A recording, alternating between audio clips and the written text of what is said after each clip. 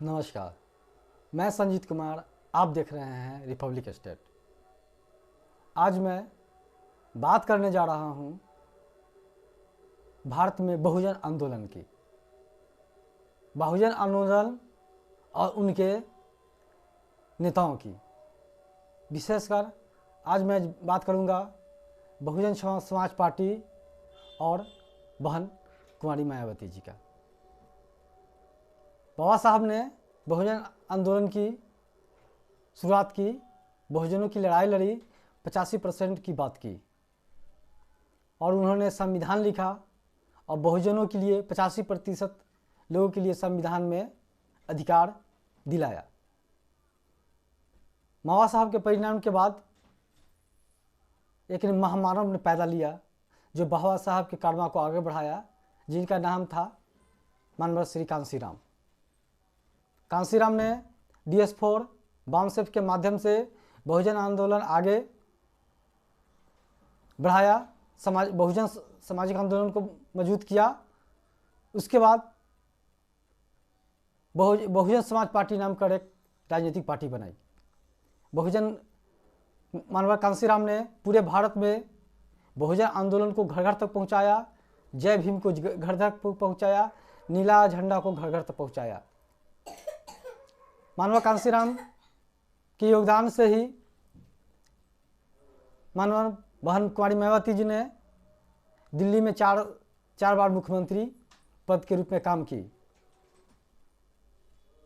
बहुजन आंदोलन के लिए एक बहुत बड़ा झटका था जब मानवर श्री कांशीराम जी का परिनिर्माण हुआ और बहुजन आंदोलन भारत में बहन कुमारी मायावती जी के हाथ में आ गया।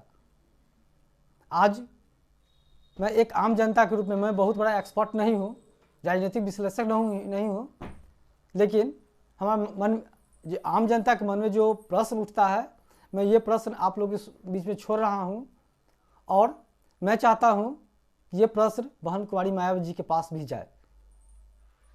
आज बहुजन आंदोलन, बहुजन मूवमेंट या कहीं बहुजन समाज पार्टी का क्या दशा है पूरे भारत में जानते हैं लोग। मैं जानना चाहता हूँ कि ऐसा दशा क्यों हुआ। जब मानवर श्री कांशीराम थे तो बहुजन समाज पार्टी या बहुजन आंदोलन एक रोज नई कहानी लिख रही थी, लेकिन मानवर कांशीराम के परिणाम के बाद बहुजन आंदोलन का पतन शुरू हो गया, जो आज हो रहा है। हम सब जानते हैं कि बहुजन समाज पार्टी भारत में एक ऐसी पार्टी है, बहुजन समाज पार्टी, जो सबसे ज़्यादा टूटा। उस पार्टी के लोग तोड़कर अलग अलग दल में शामिल हुए। आखिर ऐसा क्या कमी है बहुजन समाज पार्टी में, या ऐसा क्यों होता है कि पार्टी से जीतकर लोग दूसरे दल में चले जाते हैं।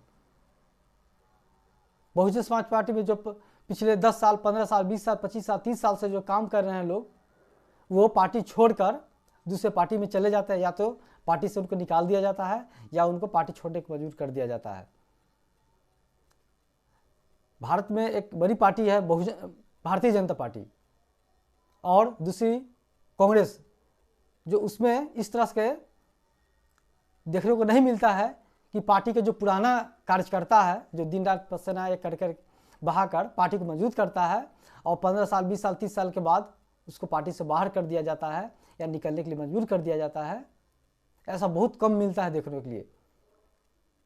भारत में बहुजन समाज पार्टी में यह आम चीज़ है, चाहे वो कर्नाटक का M महेश हो या वर्तमान में तेलंगाना में RS प्रवीण हो या महाराष्ट्र में या UP में जो पुराने दल के नेता हो या फिर दिल्ली में।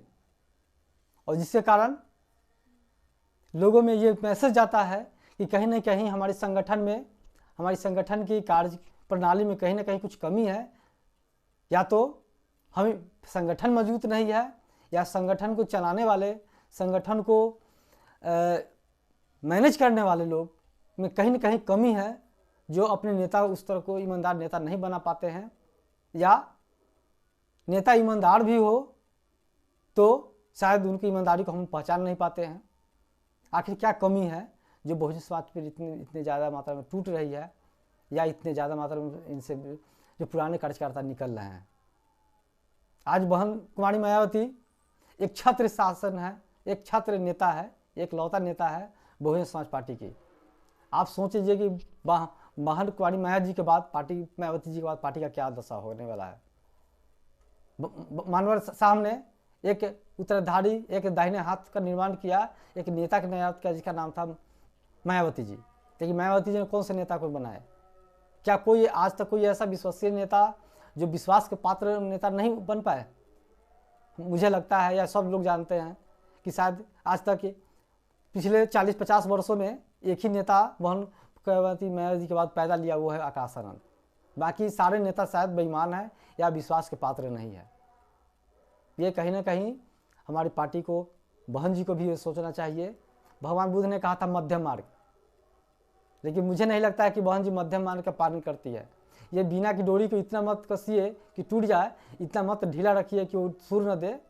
लेकिन मुझे लगता है कि मायावती जी का शायद इतना कसा जाता है तार को कि अंत में वो टूट के बिखर जाना पड़ता है। धन्यवाद। मेरे चैनल को देखने के लिए लाइक कीजिए, सब्सक्राइब कीजिए, शेयर कीजिए और बेल आइकन दबाना ना भूलें। धन्यवाद।